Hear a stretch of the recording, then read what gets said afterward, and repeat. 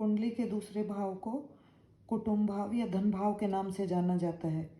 इसके द्वारा विचारणीय विषय हैं निकट का परिवार, चेहरा, दाईं आँख, भोजन, धन संपत्ति, साहित्य संबंधित उपहार, वाक शक्ति और मृत्यु। इसमें अलग अलग राशियां अलग अलग प्रकार के फल देती हैं। सबसे पहले हम देखते हैं मेष राशि का फल। अगर धन भाव में यानी कि दूसरे भाव में मेष राशि है तो इसका जो धनेश है वो नवमेष भी बन जाता है। ऐसी स्थिति में यदि मंगल बलवान है तो ऐसे व्यक्ति के पास काफ़ी धन होगा और इसके राज्याधिकारी भी इसको धन प्राप्त करने में सहायक होंगे।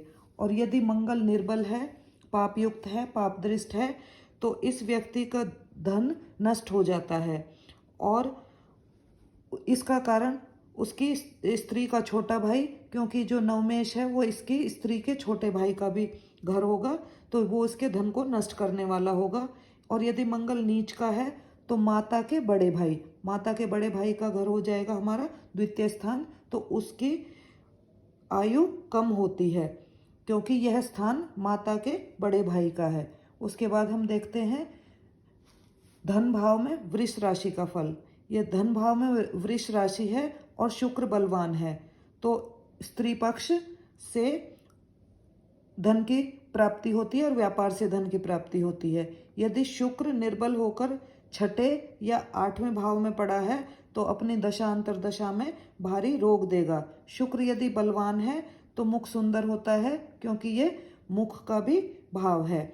शुक्र को प्रभावित करने वाले ग्रहों से स्त्री के मरण के जो साधन है उनका भी हमें पता लगता है क्योंकि यह मारक स्थान का भी, दोनों मारक स्थान हैं ये, तो उनका भी कारक बनेगा इसमें। दूसरे स्थान पर अगर मिथुन राशि है और बुध बलवान स्थिति में है तो जो व्यक्ति है वो महान वक्ता होगा क्योंकि वाणी कारक बुध दोनों वाणी के स्थानों का स्वामी बन जाता है, दूसरे और पांचवें का। और यदि बुध और शुक्र इकट्ठे हों, कहीं पे बुध और शुक्र इकट्ठे हों और उस पर मंगल आदि पाप ग्रहों की दृष्टि का प्रभाव हो तो उसकी जो पहली पत्नी है वो लंबी आयु वाली नहीं होती क्योंकि स्त्री भाव का अष्टमेश और स्त्री कारक दोनों पाप प्रभाव से पीड़ित हो जाते हैं।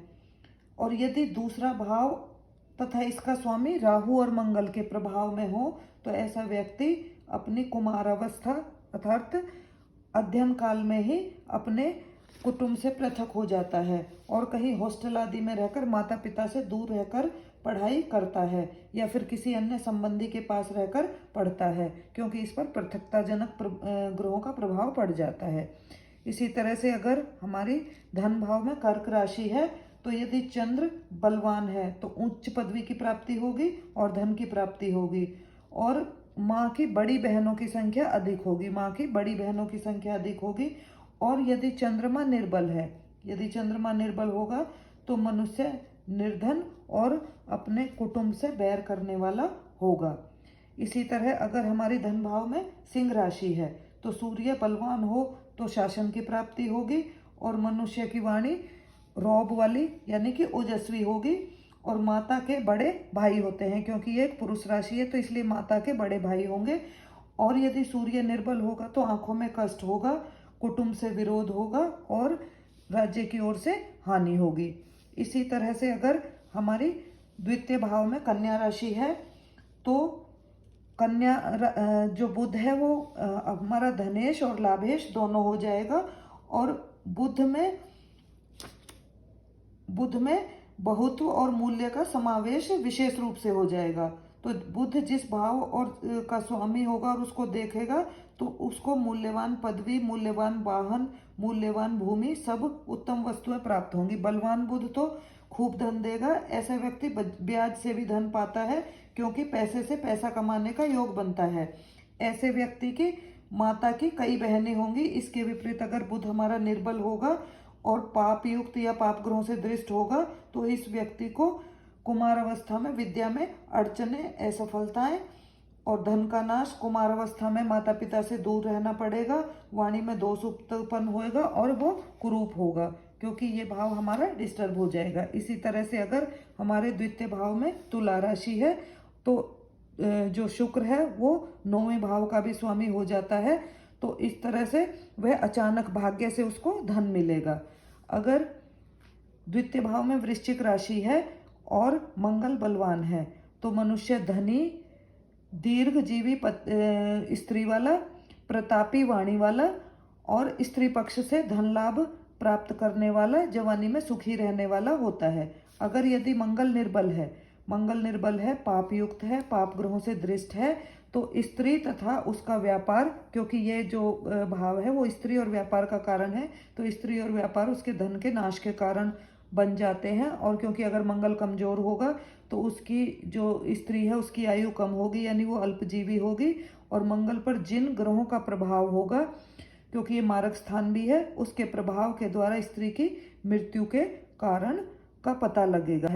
तो इसी तरह से अगर दूसरे भाव में धनु राशि है तो जो बृहस्पति है वो द्वितीयेश और पंचमेश बन जाते हैं। तो यदि गुरु बलवान है तो पुत्रों से धन पाता है, क्योंकि ये पुत्रों का कारक है और इसके पुत्र धनी होंगे। उनमें बोलने की शक्ति बहुत होती है, क्योंकि ये वाणी का भी कारक है। उनका बोलना मीठा और विद्वतापूर्ण, क्योंकि गुरु विद्वता का भी कारक है।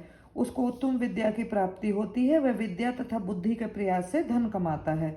और इसके विपरीत यदि गुरु निर्बल हुआ, पाप युक्त हुआ, पाप ग्रहों से द्रष्ट हुआ, तो उसकी धन की हानि होगी और धन की हानि में उसके संतान का हाथ होगा और उसकी वाणी में भी दोष होगा।